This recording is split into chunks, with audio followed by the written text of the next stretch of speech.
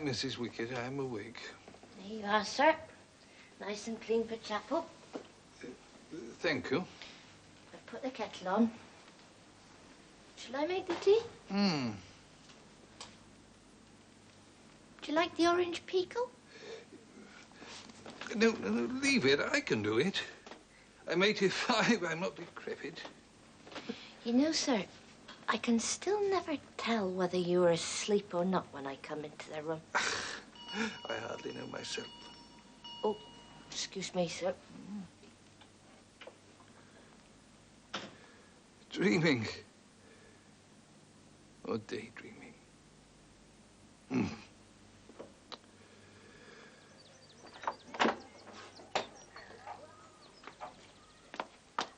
And what can I do for you, young man? Good afternoon, ma'am. Please, is Mr. Chips in? Mr. Chipping lives here. You kindly remember that. Mr. Chipping. I'm ever so sorry, but I was told to ask for Mr. Chips. What is your name? Branscombe, ma'am. Might be reported. Yes.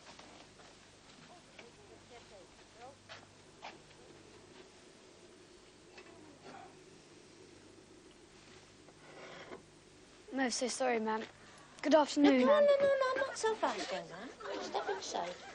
You might have the laugh on those practical jokers yet. Fingers were made before forks. You'll have to learn politer ways when you're older. But don't forget your napkin. Oh, no, sir. Mm. When you're a man, you'll also learn about wine. But it's my pleasure to teach you the mysteries of tea. Now, remember, we don't want it to stand too long. We want it to brew, not stew, eh, Branksome? Yes, sir. Take sugar. Oh, yes, sir. It's a bit too brown for my taste, but at least invigorating.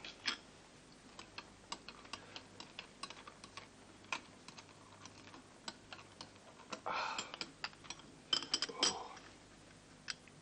Now, tell me, wasn't there a Branksome here at school some, it must have been 20 years ago at least? Yes, sir. The pater was here. Oh, well, wait, I remember Branksome Primus and Branksome Secundus. My Uncle John was younger than Father. He was here too. Branksome J. Oh, he was killed in the Great War. Sir. It was at Cambrai. 1917. Hmm. And I could never succeed in making him understand the ablative absolute. Huh. I expect Mrs. Wickett told you. Hmm? About the joke the fellows played on me. What joke? About your name. Oh. Well, I believe them because, well, sir, the pater talks about you ever so often. But he always calls you Mr. Chips. He probably calls me Old Chips. I taught here for 38 years. Well, before I finally retired, and that was over 15 years ago. I remember so much that no one else remembers. I'll tell you a secret. I am writing a book. Well, it's just the odd jotting, so it doesn't get forgotten. Well, eat your cake. Come on. Yes, sir.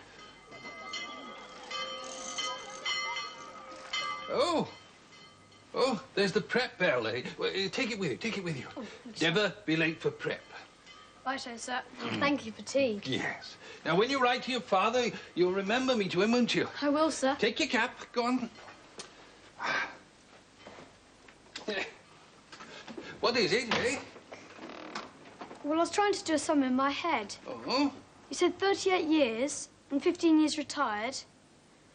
Well, that makes... Oh, a long time ago, doesn't it? Yes, sir. Got along, got along. Boys, boys.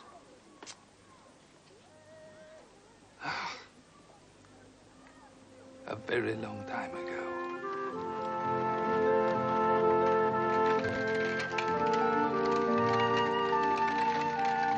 Some years before, I had come down from Cambridge to begin my career as a teacher. I was not a success. Post followed post. Failure followed failure. There we are, sir. Brookfield School. My nerve was almost broken. And now, miraculously, my application for a position at yet another school had received a favorable answer.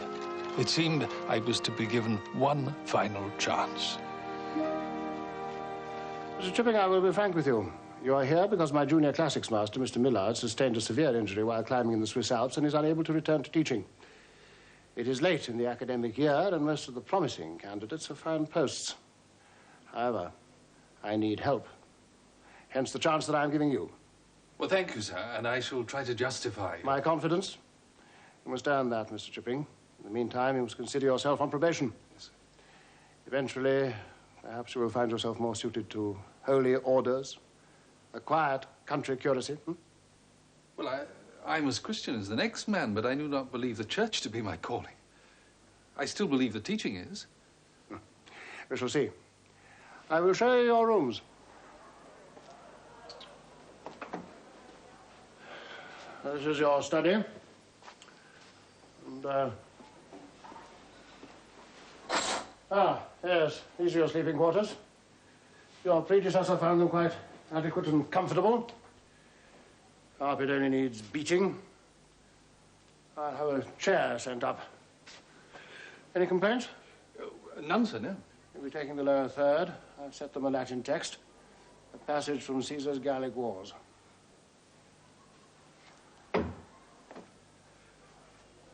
Good afternoon. Good afternoon, sir. Is everyone here? Yes, sir. Good. Well, now before we start, I would like to say a few words. I, of course, as you know, am new to this school. I say you, sir. Sir? What's your name, please? Collie, sir. Ah, well, you are late, Collie. Yes, I'm awfully sorry, sir. I was answering a call of nature. If you've ever been in that embarrassing position, sir... Be quiet, would you, sir? Sit down. Sir, thank you, sir. Now, I am your new form master. And my name is Chipping. Please, could you spell it? Yes.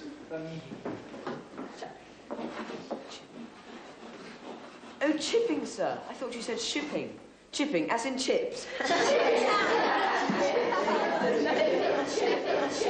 But that's enough.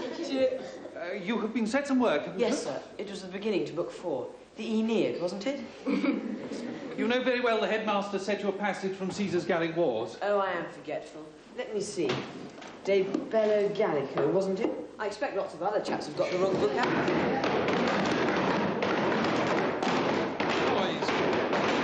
Boys, please, stop banging your desks. Quiet! Quiet! Stop it! This is totally unnecessary. Colin! You instigated that? Me, sir? Yes, since you're so fond of the Aeneid, you will write me the first 100 lines of book 4 by tomorrow morning. Now, carry on quietly, all of you.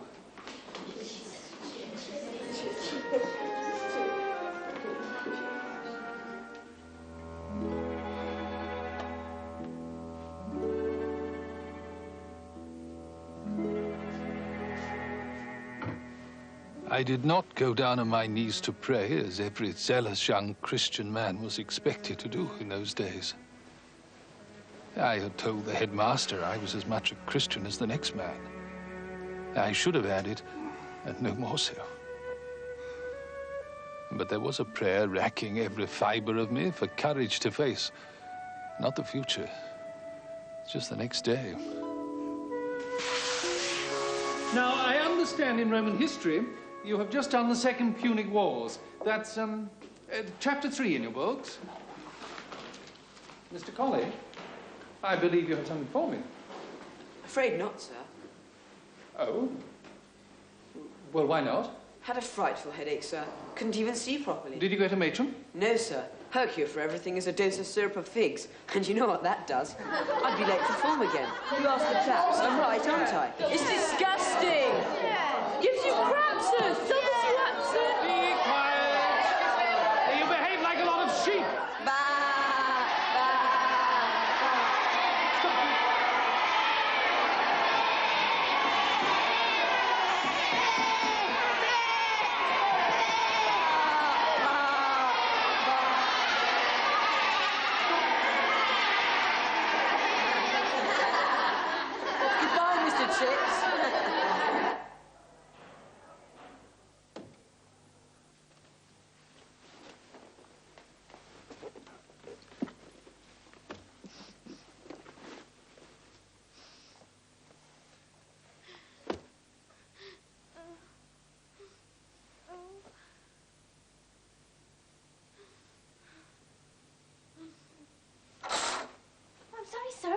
doing behind there? Making your bed, sir. I do the master's rooms. Well, why did you close the curtain? Oh, you've been crying. No, sir. Yes, sir, I'm sorry, sir. Oh, you wanted to hide?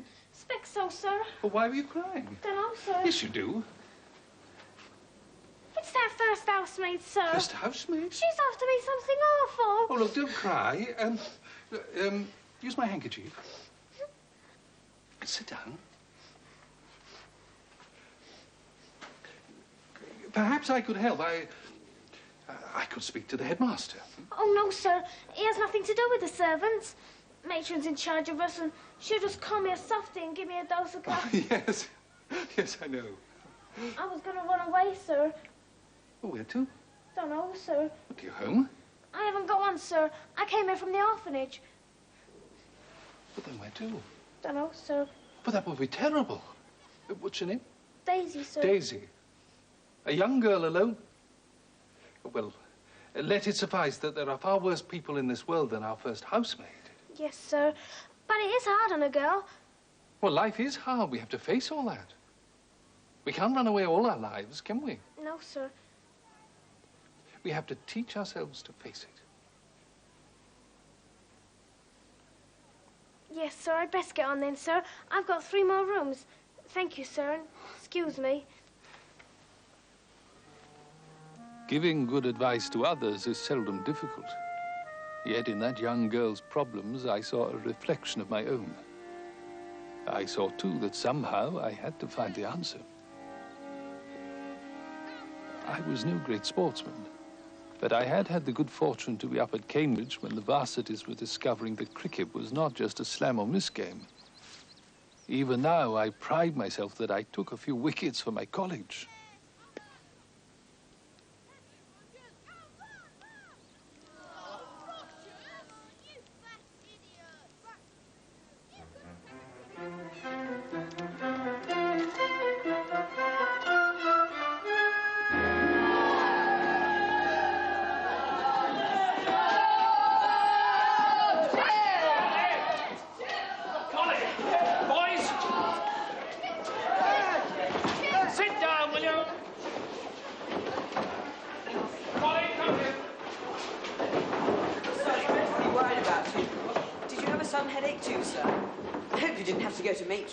What exactly is this, some sort of game? No, sir. Roman history, sir. I was showing them how Hannibal's war elephants charged. I see. Well, that's most praiseworthy of you.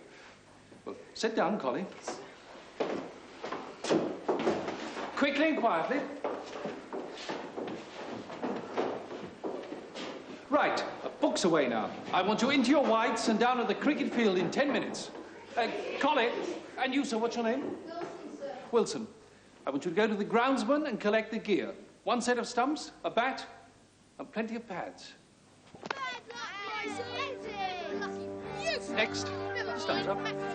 He'll show him. Good old man. Smashing ball, sir. Lucky. Next, please. No, I don't. Didn't you see it spin? It hit a bump. That's all. It's really none, sir. Still think it's a piece of good luck.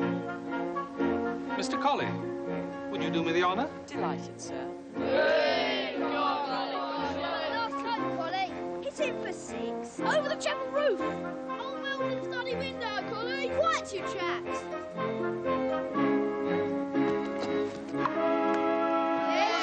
Bravo, sir. Bravo to you, Collie. You played that like a game one. I thought it was good to make a hole in my bat. Can I have another ball, please? Next time, gather round me. By now, I could see that I was beginning to capture the attention of the boys. I told them of the miracles performed by Dr. Grace and Mr. Buchanan, showed them how bowling could be cunningly revered. Cricket was not only an art, but a science. Oh, and Collie, I do require the 100 lines before dormitory bell. Come in. Oh, Collie. My lines, sir. Oh, well, neat doing. Well, sir, what's worth doing It's is... worth doing well, eh? Even ragging a master. You make a habit of it? Not exactly, sir. Just a new master, eh? Well, sir, if he'll stand for ragging, he's not much of a master. Well, that's a profound truth, Colin. Kindly note I will stand for no further ragging. Yes, sir. Good night, sir. Good night. Oh, sir. It'll be all right in class. I'll see to that. No, Colin. I will. Yes, sir. Good night, sir. Good night. Expectus sum. Expectus sum. Expectus est. Expectus est. Expectus est. Expectus est. And so slowly but surely, I began to grasp the rudiments of my profession. Experecti sunt. For a time, I even nursed the young schoolmaster's proper ambition of becoming a headmaster.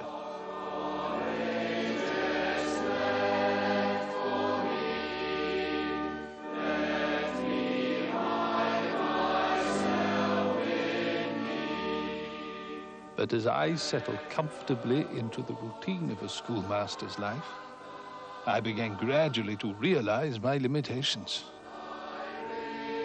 I was a passable sportsman and a passable but very ordinary teacher.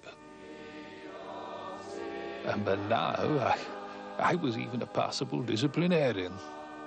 Yes, I was happy enough.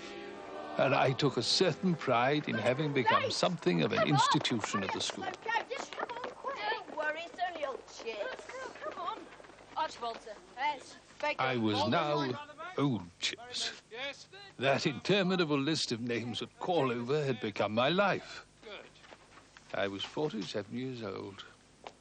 We're always very fortunate to have such fine weather on Founder's Day, then the ladies can delight us with their exquisite dresses. So much nicer than umbrellas, I think. Ah, Chips. Oh. Old boy's privilege to call you Chips, eh? I think you know Mrs. Farrell.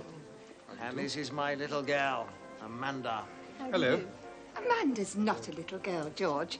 She came out last year. She was invited to a ball at Londonderry House. Wonderfully exciting. Sell enough soap and you don't need noble ancestors. Mossy Meldrum, I'll leave you to the ladies. Mr. Chipping, how's my boy John progressing?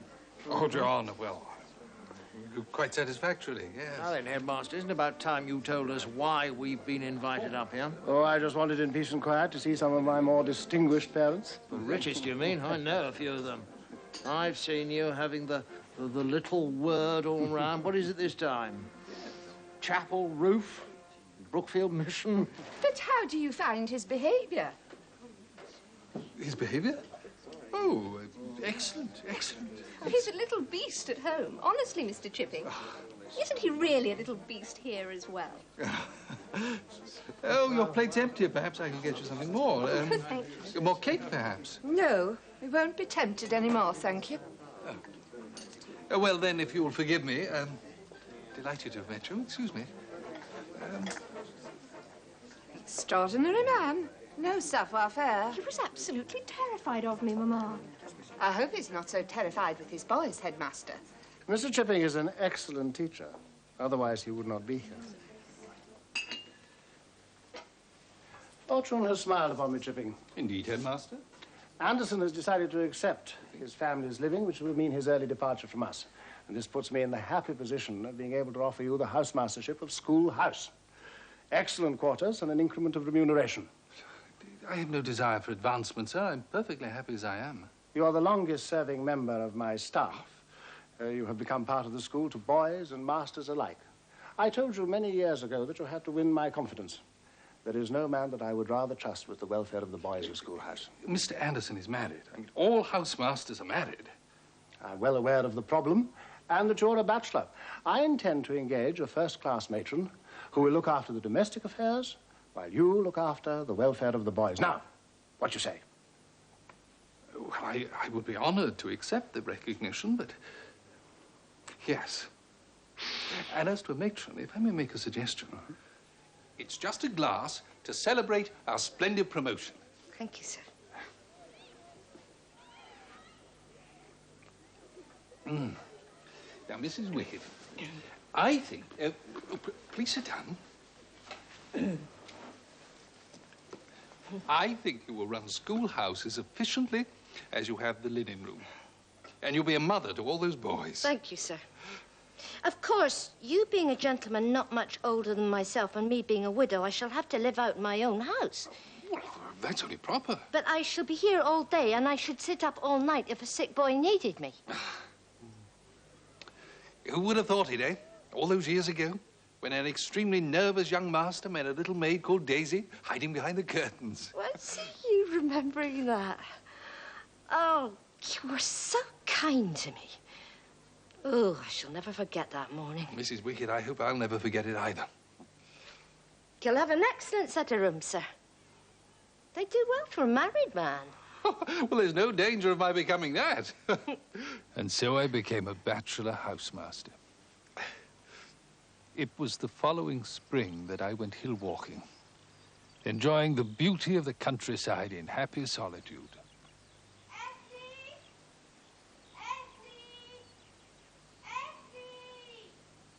I say! Are you in trouble? Have you found one? Yes! Hello? Stay calm.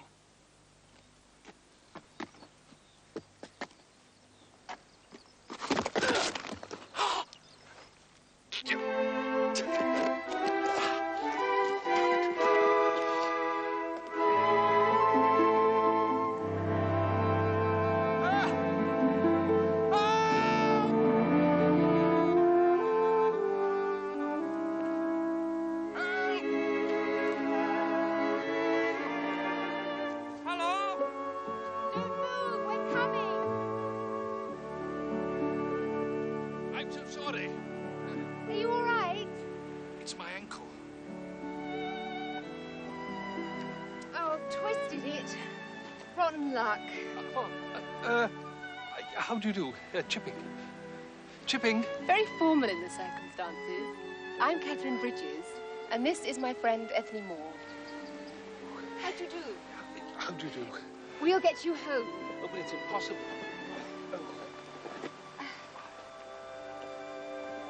And that was how I met my Katherine.